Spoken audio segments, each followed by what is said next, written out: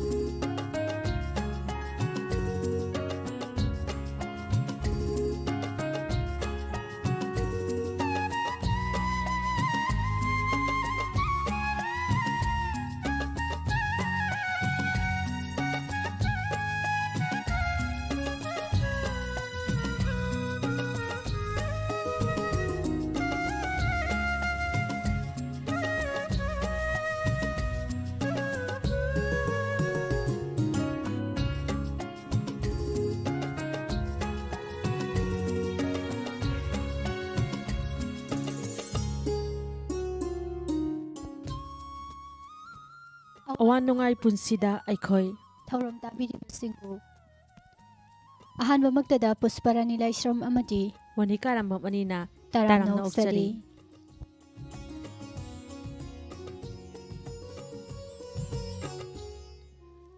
Awan Nungai Punsida Eikhoi Thauram asida ngasigi oina sisinazariba Eikhoi gi mobile number 8119071110 Number asi amuktang hananing singjage 8119071110 hariba number asida call tabiratuna adomna khoida bibisi kanbigi kudong chabadu thamjari loina na Awan Nungai Punsida Eikhoi hariba thauram asida saruk yakhidriba miyoi sing ngasigi thauramda saruk yabiu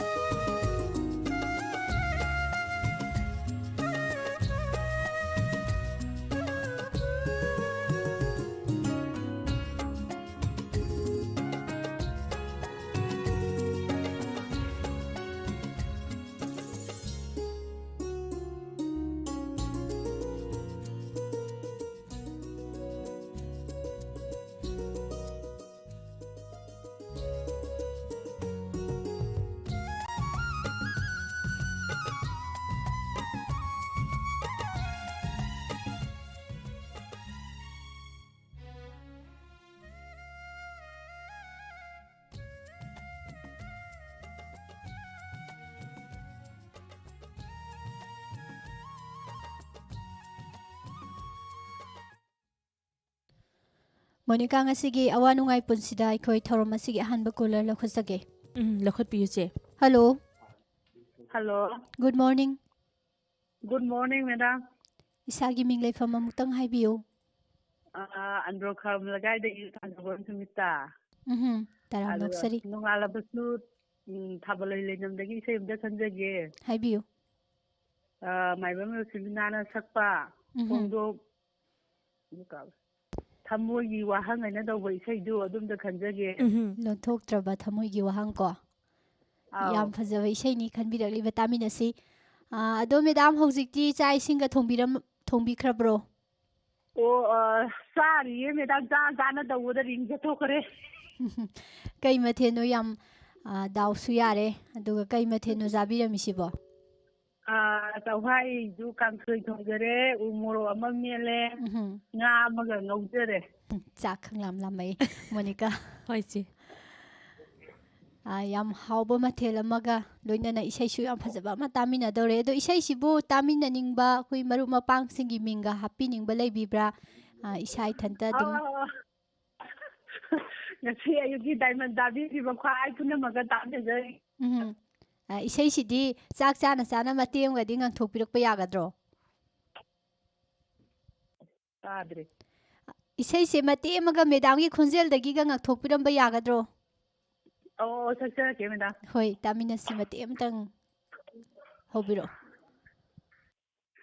Pongdo taba thamoy jiwahang taidongai pakhum phangan. Madam jada lu sanjarage. Takasari Madam Sunita adom na khudana khanbirakli bi sei. Nongala pasu thabargi leinam film sidagi Rosibina gi konjelda Moinang them inang na sarengba sagol sem trijenda na sarang li bi sei ni lon thok taba thamogi wang kudol tamjari taminasi.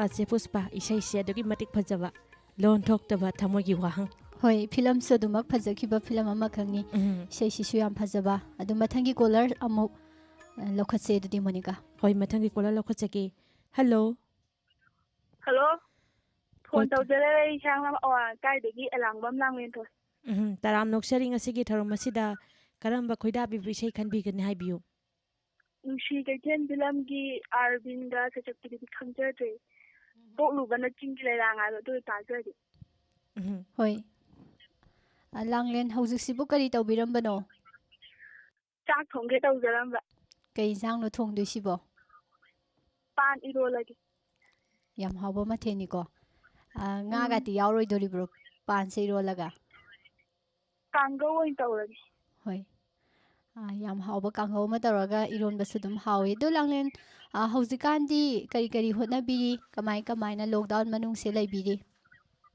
ai bi yumda lai kha thi khara sa am le jari ai ta class kya karage 9 9 ko lai yam kana paba matam ni nungsi kaithel haiba film sibu yengkhrabro yengdri sai sidi taraba ko muksum taningak khanbirak bani do sei sibu kana tahaning baga ti leige damani ro tamin na ro me anga pin tamin na jarage ado isai se aidi amukta bu tadre ado Langlen dagi ahoba mate matanga tahobaga yagadro hoi haite te mateng ta nan jarage hoi yengsi dudi makha tarak pasimo hazare pok nu bana chungi leira ma pokta ta nu bani teram tampa ki lai konda nok na bi roi tra tampa ki Pina Laisos Laitu Pit Me Hana That's how listen to yam pakat have a money Yam nungai zai Langlen yam isai si yam phajana mati mangang thorok pa do Langlen film si yengdraga su film si da ek toriba hero ni hai tare ko adum u khrabara kana kumbano silai baga bijuga ko yam phajaram gani phajabaduna bunga si Langlen amu hana isai si taning dana khanbirak pani adudi makha ta na isai si muk tamina si ko Langlen adudi khudol tamjage nungsi kaithel film sidagi Arvin amadi simsi phi muiba ani puna sakminariba mangan sapungbangi mayekta toni haibamna thawai hapliba isai ni tamina si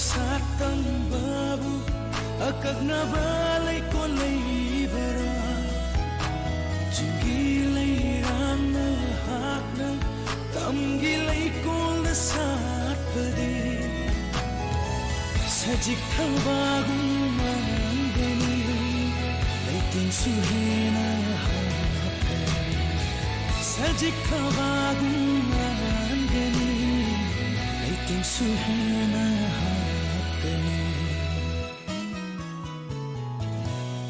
Kapung don li raparada chili wo Naram chi hui li ka thada wan nei ran khala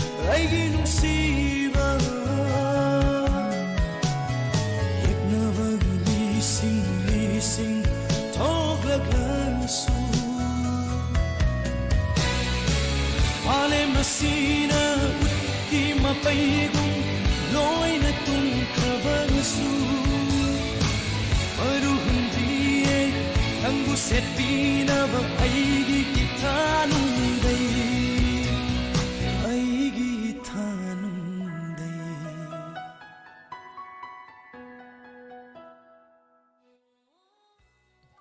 Hello. Hello. Hello. Hello. Good morning. Isagi ming leifam haibiu. Hawandagi Susima. Taram noksari. Apam isai kai tasige. Angoba laitinga tawa Chitraga Arvinga Sapai Hedanta Walking Vendi. Hoi. Pazaki.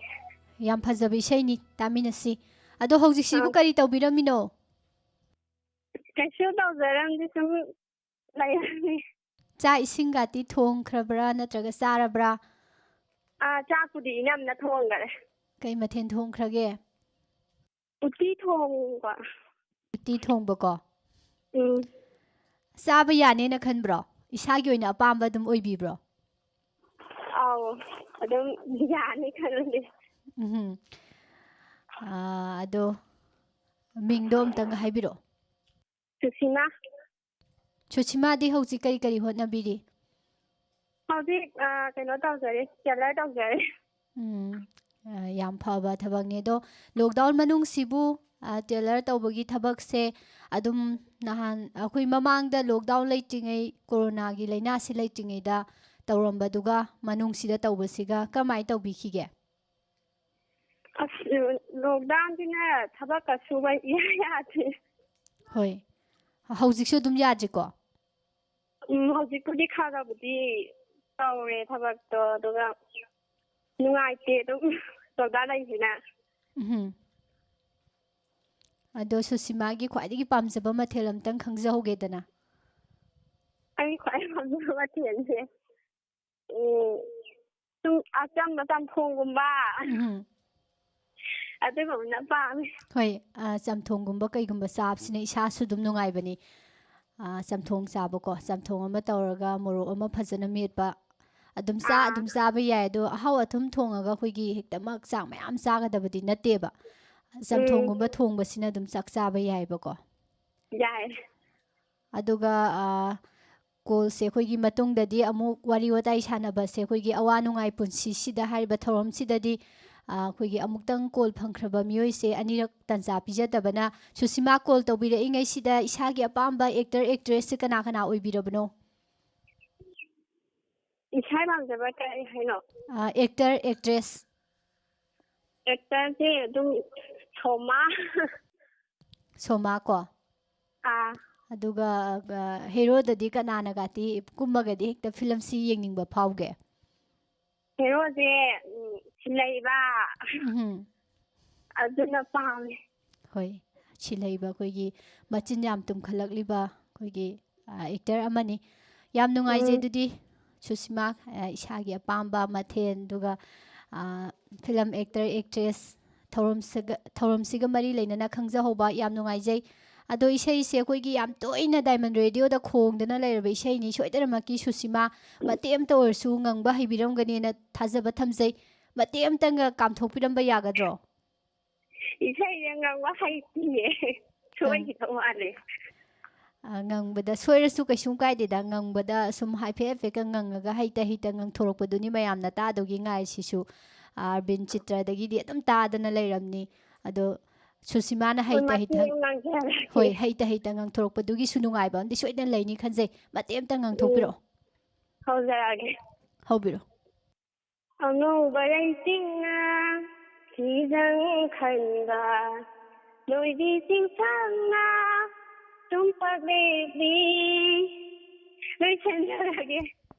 Thagasari Susma adom na khoidana khanbirakli bi sei Waksingi len film sidagi Arvin amari Chitra anigi khonjelda ekendra tinsubana seringba Tony haibamna sarangli bi sei ni kudol tamjari tamnasi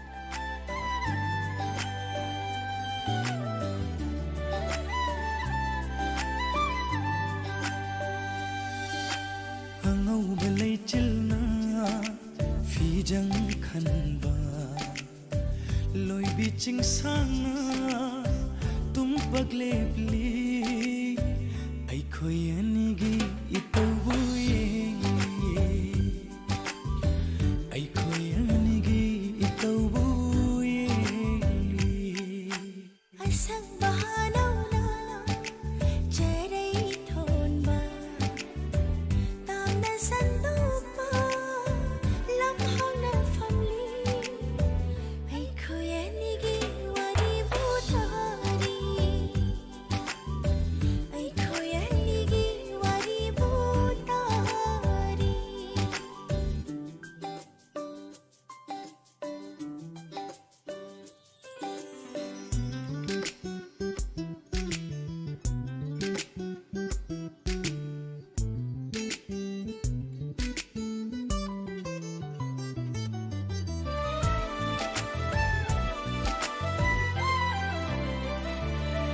Koraugi mangala nong thanggung yeibada nungsibi mai thongna kayada fajariba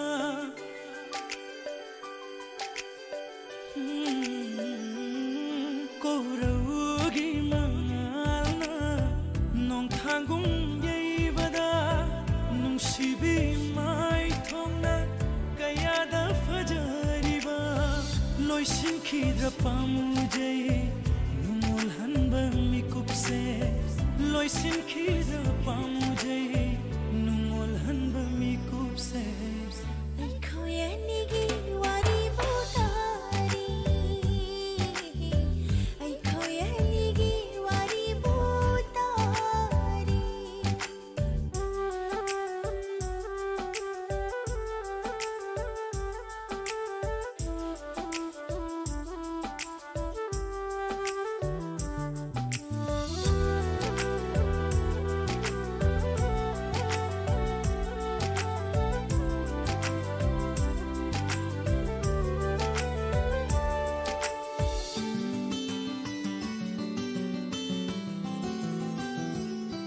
Atiyagong pagna mafam shinba nungsibay mitye honthok na lumi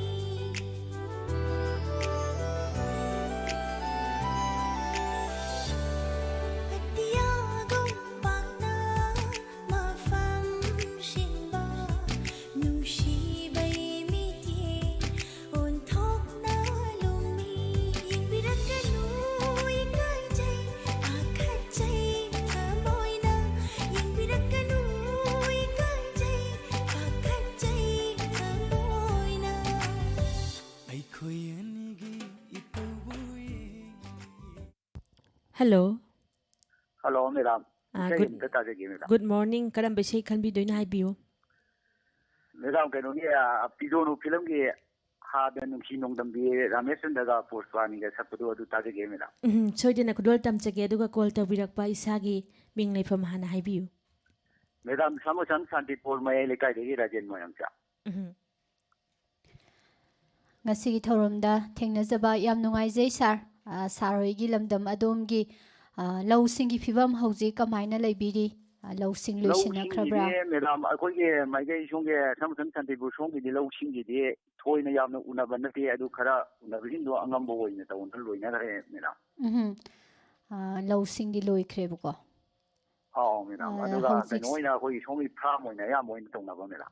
hoi farm gidi farm se khoi nga gumba kai gumba mana masingi oibirabra Mana masing umoro adudagi ilang napi hai kobi gumba suma khar thaba khotba adugo madam sahi 17 18 saida ising chaw yu kokhiba adugi mathangdana 19 swai sina mo akoi ikang thokiba sidai sidana hoje ising gi kumsi kaktani kitang mamai da leidi sijo ahandana angan da leite madam akon bada hoje ising khar leina nga sa kitang mamai da thajana moina tawri madam mana masing thabadadi adum akhoi chang amada adum tel kang tadana adum akhoi gi ising si khara adum leirabani na ko adum chathabibra hoi yam nungai jai sar thengnajaba ꯌꯥꯝ ꯐꯖꯕ ꯏꯁꯩ ꯑꯃꯁꯨ ꯇꯥꯃꯤꯟꯅꯒꯗꯧꯔꯦ ꯑꯗꯣ lockdown ꯃꯅꯨꯡꯁꯤꯗꯤ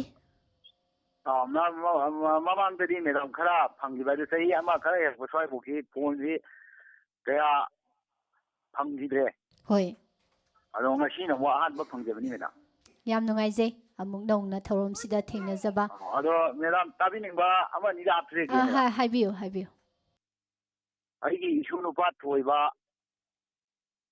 ꯑꯗꯒꯤ ꯕꯦꯝꯕꯦꯝ ꯏꯕꯦꯝꯃꯟ ꯑꯗꯒꯤ ꯆꯥꯎꯕ ꯑꯗꯨ ꯋꯥꯍꯦꯡ ꯈꯨꯃꯟ ꯃꯃꯥꯡ ꯂꯩꯀꯥꯏꯗꯒꯤ ꯁꯤꯔꯣꯡꯒꯤ ꯅꯟꯗꯅ ꯑꯃꯇꯪꯒ ꯍꯥꯞꯆꯒꯦ ꯃꯦꯗꯥꯝ ꯑꯗꯨꯒ ꯑꯩꯈꯣꯏ ꯗꯥꯏꯃꯟ ꯇꯥꯕꯤꯔꯤꯕ ꯃꯌꯥꯝꯁꯤꯒ ꯄꯨꯟꯅ ꯇꯥꯃꯤꯟꯅꯖꯔꯒꯦ ꯃꯦꯗꯥꯝ ꯍꯣꯏ ꯇꯥꯃꯤꯟꯅꯅꯤꯡꯉꯤꯕ ꯃꯌꯥꯝ ꯄꯨꯝꯅꯃꯛꯀ ꯁꯣꯏꯗꯅꯃꯛꯀꯤ ꯏꯁꯩꯁꯤ ꯇꯥꯃꯤꯟꯅꯅꯕ ꯈꯨꯗꯣꯜ ꯇꯝꯖꯒꯦ ꯑꯗꯨ ꯁꯥꯔ ꯗꯥꯏꯃꯟ ꯔꯦꯗꯤꯑꯣꯒꯤ ꯊꯧꯔꯝꯁꯤꯡ ꯑꯁꯤꯗꯤ ꯑꯗꯨꯃꯛ ꯑꯁꯪꯕ ꯃꯇꯝꯗ ꯇꯥꯕꯤꯕ꯭ꯔꯥ ꯀꯔꯝꯕ ꯊꯧꯔꯝꯁꯤꯡ ꯃꯦꯗꯥꯝ ꯑꯗꯨꯒꯤ ꯇꯥꯕꯗꯤ ꯑꯗꯨꯝ ꯂꯣꯏꯅ ꯑꯌꯥꯝꯕ ꯇꯥꯖꯩ ꯑꯩꯈꯣꯏꯒꯤ ꯏꯟꯁꯄꯦꯛꯇꯔ ꯀꯩꯍꯥꯏꯒ ꯑꯗꯨ ꯑꯗꯨꯝ ꯑꯊꯦꯡꯕꯅ ꯃꯦꯗꯥꯝ ꯂꯣꯏꯅ ꯇꯥꯖꯩ ꯅꯨꯡꯉꯥꯏ ꯑꯩꯈꯣꯏ ꯁꯥꯔ ꯖꯦꯝꯁꯀꯤ ꯍꯣꯏ ꯇꯨꯝꯕꯗꯤ ꯈꯔ ꯊꯦꯡꯉꯝꯃꯅꯤꯅꯦ ꯍꯥꯏꯁꯤꯅꯗꯤꯀꯣ ꯑꯁ ꯇꯨꯝꯕꯗꯤ ꯃꯦꯗꯥꯝ ꯊꯦꯡꯉꯦ 12:30 ꯄꯨꯡ 1 ꯁ꯭ꯋꯥꯏꯗ ꯑꯗꯨꯝ ꯍꯦꯛꯇ ꯊꯣꯛꯑꯦ ꯃꯦꯗꯥꯝ ꯌꯥꯝ ꯅꯨꯡꯉꯥꯏꯖꯩ ꯗꯥꯏꯃꯟ ꯔꯦꯗꯤꯑꯣꯒꯤ ꯊꯧꯔꯝꯁꯤꯡ ꯇꯥꯕꯤꯗꯅ ꯄꯨꯟꯁꯤꯒꯤ ꯂꯥꯟꯐꯝꯗ ꯑꯩꯈꯣꯏꯒꯤ ꯆꯠꯀꯗꯕ ꯊꯕꯛ ꯏꯪꯈꯥꯡ ꯃꯌꯥꯝ ꯑꯃꯁꯨ ꯆꯠꯄꯤꯗꯅ ꯗꯥꯏꯃꯟ ꯔꯦꯗꯤꯑꯣꯒꯤ ꯊꯧꯔꯝꯁꯤꯡꯁꯨ ꯑꯗꯨꯃꯛ ꯇꯥꯕꯤꯗꯅ ꯉꯁꯤ ꯊꯧꯔꯝꯁꯤꯗ ꯁꯔꯨꯛ ꯌꯥꯕꯤꯔꯛꯇꯨꯅ ꯋꯥꯔꯤ ꯋꯥꯇꯥꯏ ꯁꯥꯟꯅꯕꯒꯤ ꯉꯥꯏꯍꯥꯛ ꯇꯟꯖꯥ ꯐꯪꯖꯕꯒ ꯂꯣꯏꯅꯅ ꯐꯖꯔꯕ ꯏꯁꯩ ꯑꯃꯁꯨ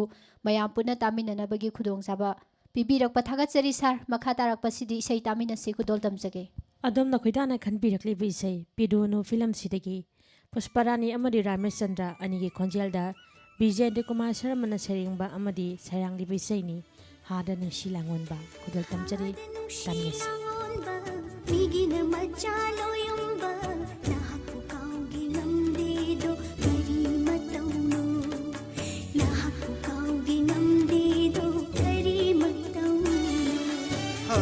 ꯅꯨꯡꯁꯤ ꯅꯣꯡꯗꯝꯕꯤ ꯄꯥꯏꯃꯗꯤ ꯑꯩꯒꯤ ꯅꯨꯡꯖꯪꯕꯤ ꯂꯄꯥꯎꯕ ꯇꯥꯔꯦ ꯅꯨꯡꯉꯣꯟꯕꯗꯤ ꯀꯔꯤ ꯃꯇꯧꯅꯣ ꯂꯄꯥꯎꯕ ꯇꯥꯔꯦ ꯅꯨꯡꯉꯣꯟꯕꯗꯤ ꯀꯔꯤ ꯃꯇꯧꯅꯣ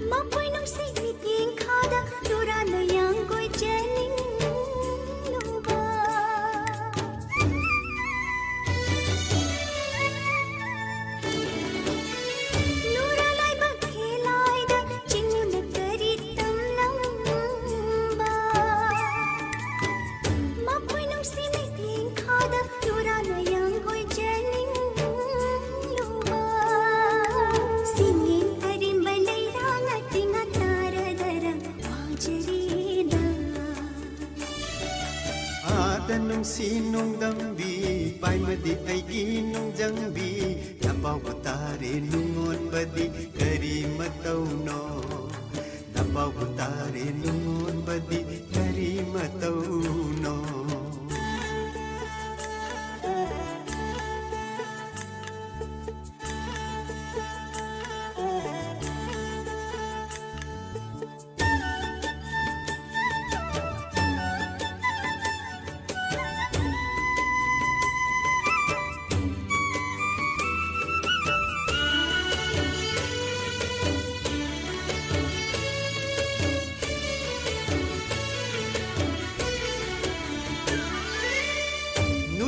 Malin goinu singna parai nabiganu pakhang yawa sin goi jaba lau nambani khanbiganu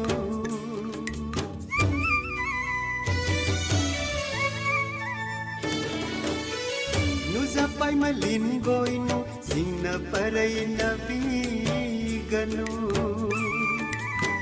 pakhang yawa sin goi jaba lau nambani khanbiganu sarai phigumna ꯋꯥꯅ ꯍꯥꯞꯄꯨꯂꯀꯥ ꯅꯨꯡꯗ ꯊꯝꯖꯒꯦꯗ ꯍꯥꯗ ꯅꯨꯡꯁꯤ ꯂꯥꯡꯑꯣꯟꯕ ꯃꯤꯒꯤꯅ ꯃꯆꯥ ꯂꯣꯌꯝꯕ ꯅꯍꯥꯛꯄꯨ ꯀꯥꯎꯒꯤ ꯉꯝꯗꯦꯗꯣ ꯀꯔꯤ ꯃꯇꯧꯅꯣ ꯅꯍꯥꯛꯄꯨ ꯀꯥꯎꯒꯤ ꯉꯝꯗꯦꯗꯣ ꯀꯔꯤ ꯃꯇꯧꯅꯣ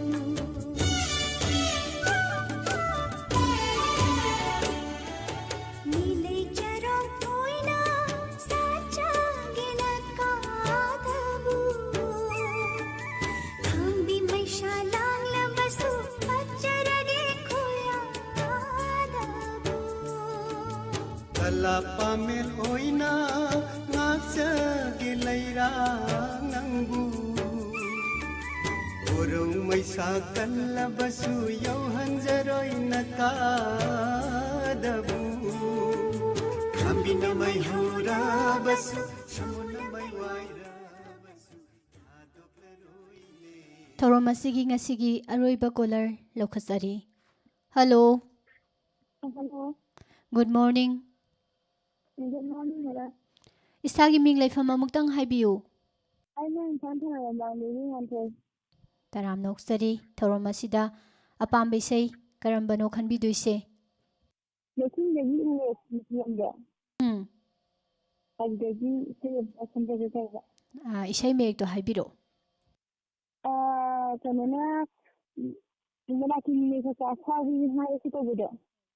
ꯍꯣꯏ ꯑꯐꯥꯎꯕꯤꯅꯤ ꯍꯥꯏꯔꯁꯨ ꯃꯣꯅꯤꯀꯥ ꯌꯥꯝ ꯐꯖꯕ ꯏꯁꯩꯅꯤ ꯈꯟꯕꯤꯔꯛꯂꯤꯕ ꯏꯁꯩꯁꯦ ꯌꯥꯝ ꯀꯨꯏꯅ ꯇꯥꯔꯨꯗ꯭ꯔꯕꯒꯤ ꯃꯇꯨꯡꯗ ꯉꯁꯤꯗꯤ ꯉꯥꯟꯊꯣꯏꯅ ꯈꯟꯕꯤꯔꯛꯄꯗꯒꯤ ꯏꯁꯩꯁꯦ ꯇꯥꯃꯤꯟꯅꯗꯧꯔꯦ ꯑꯗꯣ ꯉꯥꯟꯊꯣꯏ ꯍꯧꯖꯤꯛꯁꯤꯕꯨ ꯀꯔꯤ ꯇꯧꯕꯤꯔꯝꯕꯅꯣ ꯆꯥꯛ ꯏꯁꯤꯡꯒ ꯊꯣꯡꯕꯤꯈ꯭ꯔꯕ꯭ꯔꯣ ꯍꯣꯏ ꯀꯔꯤ ꯃꯊꯦꯜ ꯊꯣꯡꯈ꯭ꯔꯒꯦ ꯉꯁꯤꯁꯤꯕꯣ ꯍꯪꯒꯥꯝꯒ ꯉꯥꯒ ꯊꯣꯡꯉꯦ ꯍꯥꯎꯔꯔꯣꯏ ꯑꯗꯨꯗꯤ ꯆꯥꯕꯒ ꯏꯌꯥ ꯌꯥꯔꯔꯣꯏ ꯑꯧ ꯆꯥꯕ ꯌꯥꯗꯧ ꯃꯥꯜꯂꯦ ꯊꯥꯡꯖꯤꯡ ꯑꯃꯗꯤ ꯃꯦꯠꯂꯤ ꯑꯗꯨꯗꯤ ꯐꯖꯅ ꯊꯣꯡꯇꯣꯛꯑꯣ ꯑꯗꯨꯗꯨꯒ ꯑꯩꯈꯣꯏꯒꯤ ꯆꯥꯎꯝꯅ ꯎꯞꯁꯜꯂꯒ ꯐꯖꯅ ꯊꯝꯃꯣ ꯉꯁꯤꯗꯤ ꯆꯥꯔꯨꯔꯅꯨ ꯃꯅꯝ ꯅꯝꯃ ꯇꯣꯛꯑꯕ ꯍꯣꯏ ꯍꯣꯏ ꯑꯗꯣ ꯏꯁꯩꯁꯤꯕꯨ ꯇꯥꯕꯤꯅꯤꯡꯕꯗꯤ ꯀꯅꯥ ꯀꯅꯥ ꯍꯥꯞꯄꯤꯒꯅꯤ ꯑꯩꯒꯤ ꯏꯅꯥꯎꯄꯤ ꯁꯅꯥꯇꯣꯝꯕꯤ ꯏꯅꯝꯃ ꯑꯉꯥꯡ ꯃꯆꯥ ꯏꯃꯥ ꯖꯕꯦꯇꯤ ꯃꯇꯨꯡꯗ ꯅꯪꯒꯤ ꯑꯩꯈꯣꯏꯒ ꯇꯥꯃꯤꯟꯅꯖꯔꯒꯦ ꯑꯗꯨꯒ ꯗꯃꯥꯟꯒꯤꯗꯨꯒ ꯇꯥꯈꯤꯕ ꯏꯆꯤꯟ ꯏꯅꯥꯎ ꯏꯆꯦ ꯏꯆꯦꯟ ꯏꯃꯥ ꯕꯣꯛ ꯑꯩ ꯇꯥꯃꯤꯟꯅꯖꯔꯒꯦ ꯍꯣꯏ ꯑꯗꯣ ꯉꯥꯟꯊꯣꯏ ꯑꯩꯈꯣꯏꯒꯤ ꯍꯧꯖꯤꯛꯀꯥꯟꯒꯤ ꯏꯁꯩ ꯐꯖ ꯐꯖꯔꯕ ꯑꯔꯕꯤꯟ ꯍꯣꯏ ꯆꯤꯇ꯭ꯔꯥ ꯍꯣꯏ ꯄꯨꯁꯄꯔꯥꯅꯤ ꯍꯣꯏꯅ ꯁꯛꯄ ꯃꯌꯥꯝ ꯑꯃ ꯊꯣꯛꯂꯛꯏꯀꯣ ꯃꯌꯥꯝꯁꯤꯗꯒꯤ ꯑꯄꯥꯝꯕꯁꯦ ꯈꯟꯕꯤꯔꯛꯇꯗꯅ ꯑꯩꯈꯣꯏꯒꯤ ꯃꯇꯝ ꯀꯨꯏꯔꯕ ꯐꯤꯂꯝ ꯑꯃꯈꯛꯀꯤ ꯏꯁꯩ ꯑꯃ ꯈꯪꯅꯤꯡ ꯅꯤꯡꯁꯤꯡꯉꯛꯇꯅ ꯈꯟꯕꯤꯔꯤꯁꯤꯕꯨ ꯏꯁꯥꯗ ꯏꯁꯩꯁꯦ ꯇꯥꯅꯤꯡꯕ ꯐꯥꯎꯔꯛꯄꯒꯤꯔ ꯅꯠꯇ꯭ꯔꯒ ꯇꯣꯉꯥꯟꯕ ꯑꯩꯈꯣꯏꯒꯤ ꯏꯃꯥꯟꯅꯕ ꯏꯃꯥꯟꯅꯕꯤꯁꯤꯡꯅ ꯏꯁꯩꯁꯦ ꯇꯥꯅꯤꯡꯉꯤ ꯈꯟꯕꯤꯌꯨ ꯀꯥꯏꯅ ꯑꯩꯈꯣꯏꯒꯤ ꯆꯨꯁ ꯇꯧꯔꯛꯄꯗꯒꯤ ꯈꯟꯕꯤꯔꯛꯏꯔꯥ ꯀꯃꯥꯏꯅ ꯇꯧꯕꯅꯣ ꯑꯩ ꯏꯁꯥꯅ ꯄꯥꯝꯅ ꯈꯟꯖꯔꯛꯄꯅꯤ ꯇꯥꯅꯤꯡꯗꯅ ꯍꯣꯏ ꯌꯥꯝ ꯅꯨꯡꯉꯥꯏꯖꯩ ꯏꯁꯥꯒꯤ ꯑꯄꯥꯝꯕ ꯏꯁꯩꯁꯦ ꯑꯩꯈꯣꯏꯒꯤ ꯃꯌꯥꯝ ꯄꯨꯟꯅ ꯇꯥꯃꯤꯟꯅꯅꯕꯒꯤ ꯈꯨꯗꯣꯡꯆꯥꯕꯅꯤ ꯉꯁꯤ ꯑꯩꯈꯣꯏꯒꯤ ꯄꯤꯕꯤꯔꯤꯁꯦ ꯉꯥꯟꯊꯣꯏꯅ ꯑꯗꯣ ꯏꯁꯩ ꯏꯟꯁꯥꯡꯗꯤ ꯉꯁꯤꯒꯤ ꯍꯪꯒꯥꯝꯒ ꯉꯥꯒ ꯊꯣꯡꯈ꯭ꯔꯦꯅ ꯍꯥꯏꯕꯤꯔꯤ ꯑꯗꯣ ꯏꯁꯥꯒꯤ ꯑꯣꯏꯕ ꯈ꯭ꯋꯥꯏꯗꯒꯤ ꯑꯄꯥꯝꯕ ꯑꯩꯈꯣꯏꯒꯤ ꯀꯥꯂꯦꯟ ꯅꯤꯡꯊꯝꯊꯥ ꯂꯩꯔꯤꯕꯁꯤꯡꯁꯤꯗꯒꯤ ꯈ꯭ꯋꯥꯏꯗꯒꯤ ꯏꯟꯁꯥꯡꯁꯦ ꯑꯩꯈꯣꯏꯒꯤ ꯁꯤꯁꯤꯃ ꯊꯣꯡꯉꯦ ꯍꯥꯏꯔꯒꯗꯤ ꯏꯁꯥꯗ ꯈ꯭ꯋꯥꯏꯗꯒꯤ ꯅꯨꯡꯉꯥꯏꯖꯕ ꯃꯊꯦꯜꯁꯤꯗꯤ ꯑꯁꯤꯝꯇꯪ ꯈꯪꯖꯧꯒꯦ ꯍꯥꯏꯕꯤꯔꯝꯃꯨ ꯑꯩꯈꯣꯏ ꯀꯥꯂꯦꯟꯒ ꯅꯤꯡꯊꯝꯊꯥꯒ ꯂꯣꯏꯅꯔꯛꯄꯒꯤ ꯃꯌꯥꯏꯁꯦ ꯁꯧꯒ꯭ꯔꯤꯒ ꯂꯩꯕꯥꯛꯄꯤꯉꯩꯒꯤꯗꯣ ꯑꯗꯨꯗ ꯁꯧꯒ꯭ꯔꯤ ꯊꯣꯡꯉ ꯊꯥꯡꯖꯤꯡ ꯑꯃ ꯃꯦꯠꯄꯗꯣ ꯑꯗꯨꯅ ꯌꯥꯝ ꯄꯥꯝꯖꯔꯦ ꯑꯗꯨꯒ ꯍꯪꯒꯥꯝ ꯑꯃ ꯊꯣꯡꯉꯒ ꯌꯣꯡꯆꯥꯛ ꯄꯤꯔ ꯁꯨꯕ ꯍꯣꯏ ꯁꯤꯅꯤꯁꯨ ꯌꯥꯝ ꯐꯖꯅ ꯄꯥꯝꯃꯦ ꯃꯣꯅꯤꯀꯥ ꯑꯩ ꯈꯛꯇꯔꯥ ꯑꯩꯈꯣꯏꯒꯤ ꯀꯥꯂꯦꯟ ꯊꯥ ꯃꯇꯝꯗꯅ ꯁꯧꯒ꯭ꯔꯤ ꯊꯣꯡꯕꯀꯣ ꯀꯥꯡꯍꯧ ꯑꯃ ꯉꯧꯕ ꯑꯗꯨꯒ ꯅꯤꯡꯊꯝꯊꯥ ꯆꯪꯂꯒꯅ ꯍꯪꯒꯥꯝ ꯑꯃ ꯊꯣꯡꯉꯒ ꯁꯤꯡꯖꯨ ꯑꯃ ꯁꯨꯔꯒ ꯑꯩꯈꯣꯏꯒꯤ ꯇꯨꯡꯍꯟꯕꯤ ꯃꯅꯤꯡ ꯍꯜꯂ ꯆꯠꯄꯗꯣ ꯑꯗꯣ ꯄꯪꯆꯥꯎ ꯆꯥꯎꯗꯕ ꯑꯗꯨꯝ ꯇꯥꯎꯔꯒ ꯆꯥꯕꯁꯦ ꯑꯩꯒꯤ ꯑꯣꯏꯅꯗꯤ ꯈ꯭ꯋꯥꯏ ꯑꯄꯥꯝꯕꯅꯦ ꯑꯗꯣ ꯃꯌꯥꯝꯒꯤꯁꯨ ꯑꯗꯨꯝ ꯑꯩꯈꯣꯏꯅ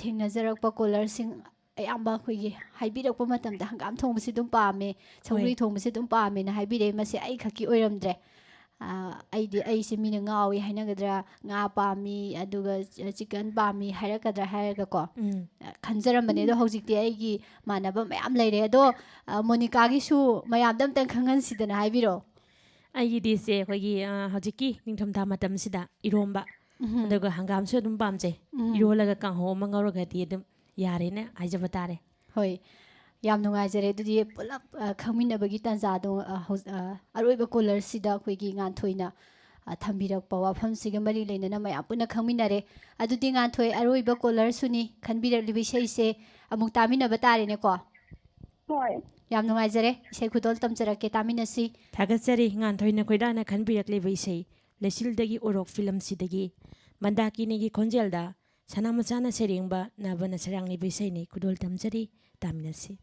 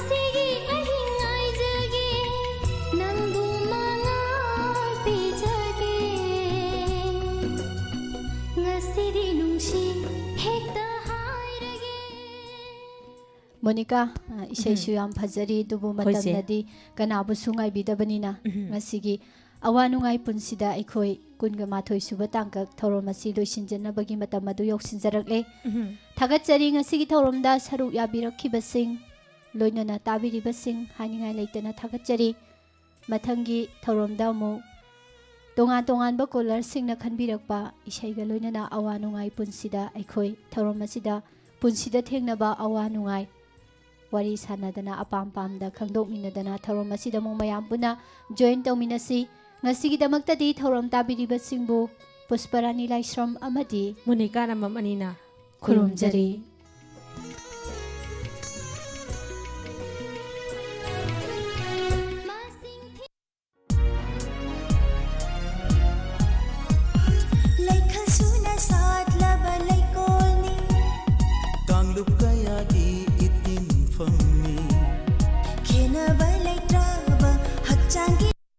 ꯃꯤꯌꯥꯝꯗ ꯀꯔꯤꯒꯨꯝꯕ ꯑꯃꯇꯪ ꯈꯪꯍꯟꯖꯔꯤ ꯃꯗꯨꯗꯤ ꯆꯤꯡꯊꯥ ꯃꯃꯥꯡ ꯂꯩꯀꯥꯏꯗ ꯂꯩꯕ ꯁꯥꯄꯝ ꯀꯨꯟꯖꯣꯅ ꯍꯧꯕ ꯂꯣꯇꯔꯤ ꯃꯔꯨꯞ ꯇꯥꯡ 4, ꯇꯥꯡ 9, ꯇꯥꯡ 12 ꯑꯃꯗꯤ ꯇꯥꯡ 19ꯗ ꯍꯧꯕ